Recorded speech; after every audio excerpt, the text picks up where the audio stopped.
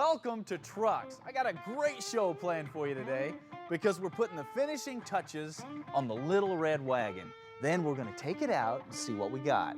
Now, if you're not familiar with this project or you missed some of it, let me bring you up to date a little bit. The idea here was to build a dual-purpose, well-rounded truck. Something that you're not afraid to take to work or to go four-wheeling with, like an old Dodge Power Wagon. But at the same time, needs to be reliable and comfortable and powerful and look good on the street, like the old Lil Red Express. Now, you put all these ingredients together, you've got yourself a Lil Red Wagon. Now, so far, we've put on a supercharger, tucked it under a custom hood, bolted on 5 inches of lift and 35-inch tall tires, slid on massive bumpers and winch, and finally massaged the exhaust out through the side of the bed. Now we're going to turn our attention to the interior.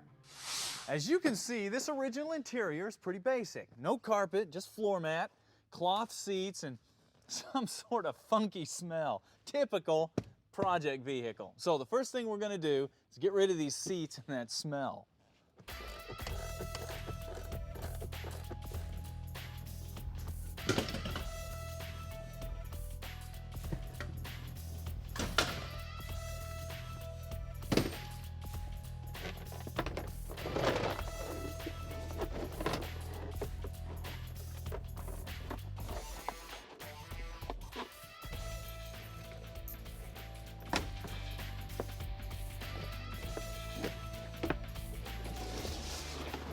Oh yeah, there's that smell.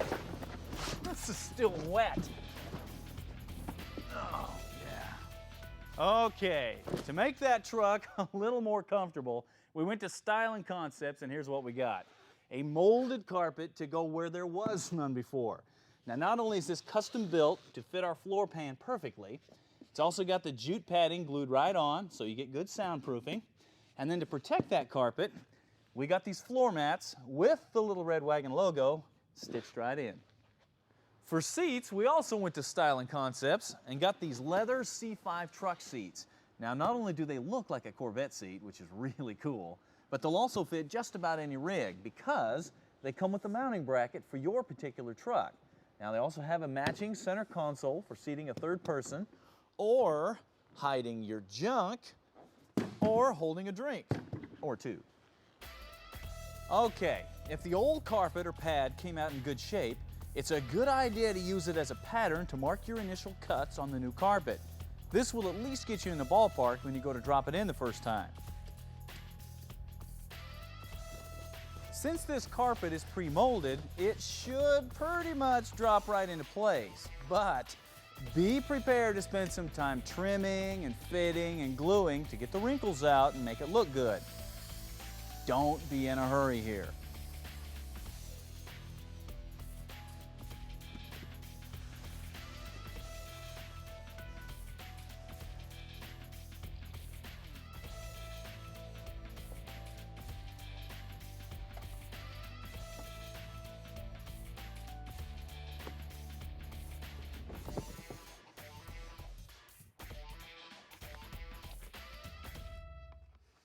All right, while I'm in here, I might as well do something about a shifter. And for that, we went to Hurst, got this Competition Plus shifter for that 5-speed tranny. And what this will do is give us shorter throw and firmer shifts. But as cool as that handle is, not gonna use it because this is the Lil Red Wagon. Obviously, we're building a lot of Mopar history into this truck. So it's only fitting for a handle that I use an icon from Mopar history, the pistol grip shifter. These little guys are made by Hurst. You can get them from year one, and they are exact reproductions of what came factory on your favorite Mopar muscle car. I mean, these are right on the money, from the offset, to the chrome, to the Hurst word, to the simulated wood handle, to the shift pattern in the top. Man, these are awesome. So if you've got a truck, and you've got a stick in it, and you want to give it a dose of attitude, there is a pistol grip handle that you can make fit it. Even if it takes some fabrication, it's worth it. Man, that looked good as a transfer case shifter. Yeah.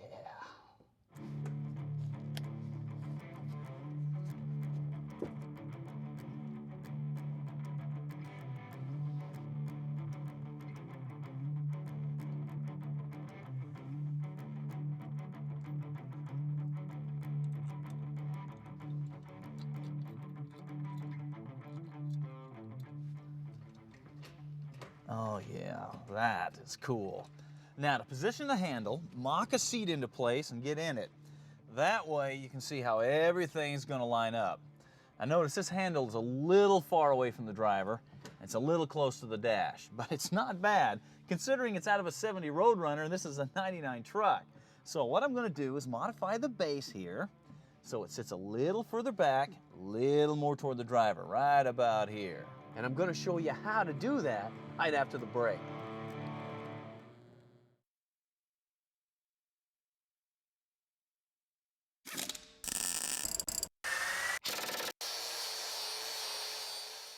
Hey, welcome back to Trucks, where we are putting the finishing touches on the Lil Red Wagon. Now what I've got here is a classic pistol grip shifter that I want to put on a late model truck and have it look factory original. Now obviously something like this is not just going to bolt into place. No, it's up to you to make it fit and look right. And this is how to do it. First, we'll cut the base off the handle. Then, by grinding an angle into the base piece, we'll be able to tilt and adjust the handle to the exact position we want it. Now, be prepared to do a lot of trial fitting here to get it right. Now, once it is right, just weld the two pieces back together. Now, I'm using a TIG welder here because it is so nice and precise, but a MIG will work good too. Oh yeah, now that is where it should be. Look at this, we're right off the steering wheel onto the shifter. Boom, boom. This is neutral, first, second, third, fourth, fifth, and reverse. And look how tight that throw is. That is awesome. Now, we still have some room here for somebody's legs, very small legs, but there is room here. And I also did the modifications so low to where all that's going to be covered up by the boot, which will come up to about here. Now all we have to do now is actually bolt these seats in, put it all back together. All right, we're getting close, but there's one last thing that I still want to do. Remember that the Lil Red Express had the logo on the door. Yeah, so it's only fitting that we put the Lil Red Wagon on the side of this rig. For that, I made a call to Jason Bliss at Bliss Custom Automotive Artwork, and this is what we came up with.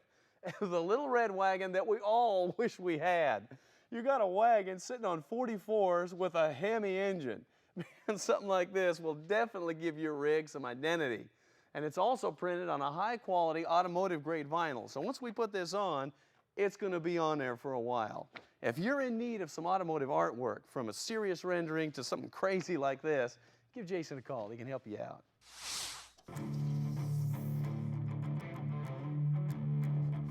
Okay, to put on a vinyl graphic, squirt on a nice heavy layer of soapy water.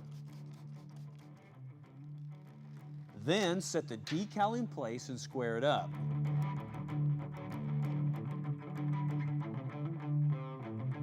Now the soapy water will let you move the decal around until it's perfect. Now, once you've got it right and you're sure, then just squeegee out the water and bubbles and that's it.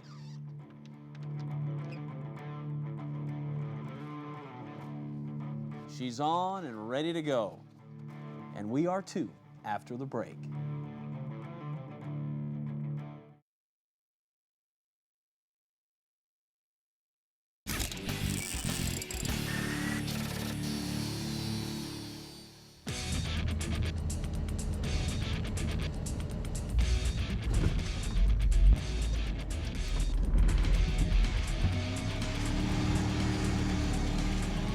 Out on the road, the Lil Red Wagon is one cool looking truck.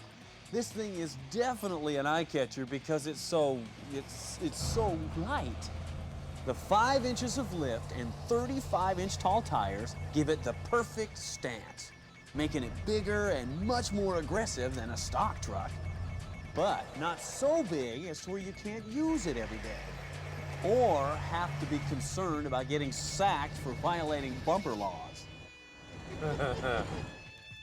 When you go off-road, this thing takes on a whole different personality, with the suspension giving you plenty of articulation and movement for when things get rough, and of course the extra clearance is always a good thing.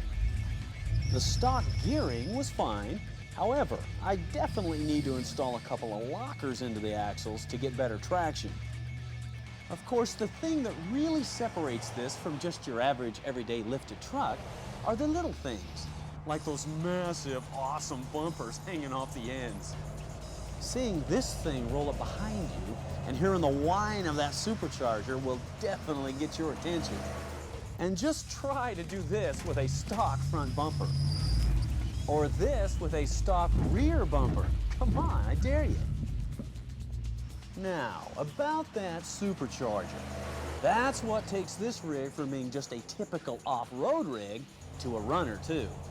Even with the extra weight of the bumpers, winch, and tires, this thing will flat get with the program, especially if you knock it into four-wheel drive for extra traction. And let me tell you, banging the gears through that pistol grip shifter is so much fun it should be illegal. Now this stock NV3550 5-speed tranny is good, but it's not that good. And if you're gonna take the thing out and drag race it and flog it, well, you're gonna blow it all to pieces.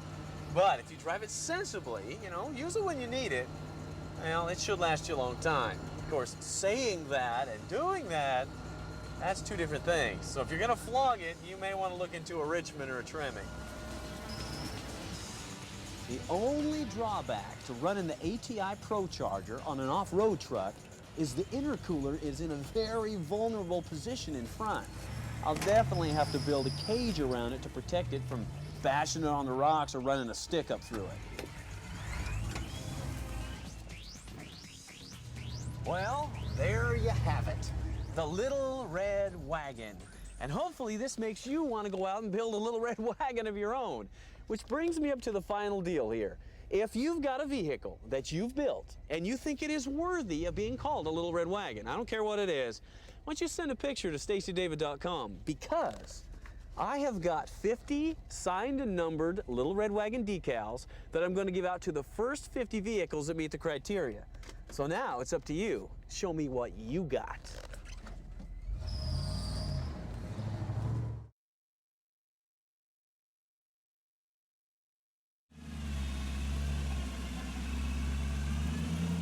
You know, when you're driving down the road in your car or truck and a big rig pulls up beside you, and you look out the window, the first thing you're gonna see is a big old tire rolling right outside the glass. Now, once you get past the shock of just how big these things are, most people start to think, you know, are they that much different than what's on my rig? Yeah, they're a lot different. That's what we're gonna show you. How It Works is brought to you by Yot Tech.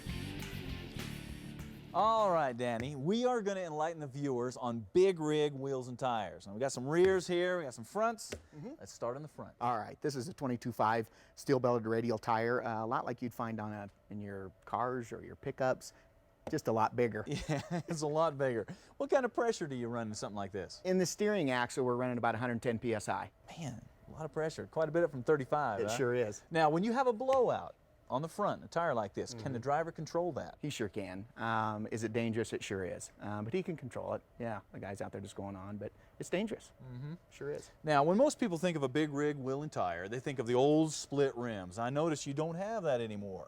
Why is that? The reason is, of course, a long time ago we got away from it, and it's all safety. It really is. Number one, from the installation, you know, very dangerous. And of course, going down the road, these are much safer rim. Okay. Yeah. Now, these are rears. I notice you got the line here. These have been recapped. Don't have recaps on the front. Why is that? Safety again.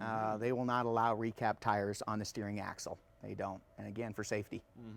Now, once you wear a front tire out, you can take it, have it recapped, put it on the rear. So Exactly. how many times can you recap a carcass? Quite a few. And the guys that do that in the tire shops and everything, they mark them each time that they get recapped, and they'll tell you how many times it can be recapped. So you can really get your money's worth out of sure these can. things. All right. Now we're going to talk about how to stop these boys. All We're talking right. about brakes. Okay, once the viewer gets past the shock of the size of these components, they're going to find that these are not a whole lot different than a typical drum brake setup, but there are some differences. There is. Let's talk them through it. I think the first thing that we see is the size of the brake pad itself. Oh, they're huge. They really are. And you got them down here on the bottom. On the bottom How and about on the top. how about that thickness? We've got plenty of material here to get that 80,000-pound stop going down the road. Okay. Now, how do you actuate these brakes? Notice there's no hydraulic lines here. No hydraulics. It's all done by air. The air comes into this pancake, which moves the slack adjuster, which turns the S-cam. All right. You've all heard about burned up brakes. Guys losing their brakes going down a hill. What happened? What happens sometimes we're in the wrong gear as we come off the hill. If we don't get in the right gear to slow this thing down, then we've got to get on the brakes a little bit more. We can get in trouble. We sure can. Now, what if you need more brakes than this? We're just going to turn the Jake on. No, Jake, no, you can't do it. Forget what he said. We're going to deal with the Jake brake in a later show. So it's driver error that causes burned up brakes. It sure can. I mean, if he gets in the wrong gear coming down there, yeah. I mean, he's got to get on him a lot harder. All right, so now you don't have to wonder when you're driving down the road how one of these rigs stops and runs, because now you know how it works. I can't believe you did that. That's for another show. If you are a do-it-yourself sort of person, like to work on your own rigs, there is one tool that you have got to have, and that is a floor jack. You got to be able to get things up in the air. Now, this is a new all-aluminum jack from Craftsman. Only weighs 44 pounds, but it will lift 4,000 pounds, and it will lift those 2 tons 18.5 inches high. Also, it's got the rollers and the handles and the casters of a racing jack. So this thing's easy to maneuver, easy to get around. So if you need a jack, or you're just ready to upgrade that old dinosaur you've been using forever, this is worth a look. Question for you. What is one of the ugliest areas on your truck? That's right, the brake booster and master cylinder. And there is not a whole heck of a lot you can do about it. Of course, you can paint them up and put a chrome cap on there, but that's about it. Well, this is brand new from Stainless Steel Brake Corporation. Now, what you're looking at is a chrome 7-inch booster and a polished billet aluminum master cylinder. Now, look at this. You got the ports for the brake lines coming out either side, so you can run the lines either way. You've got your choice of bores, so you can make it fit your application. Heck, you even have flames cut right into the machine top. These are sweet. So if you're serious about your brake system, you need to go to Stainless Steel Brake Corporation and get you one of these. They are nice. Today's final truck gear is for you diesel guys, and it's called the Rapid Power Module, and it comes from Bully Dog. Now, this is very simple. It plugs into your stock wiring harness under the hood. Then you just hook up the switch, and boom, 70 extra horsepower when you flip it. That's nice, clean and simple. It's going to do it for today. We'll see you next week.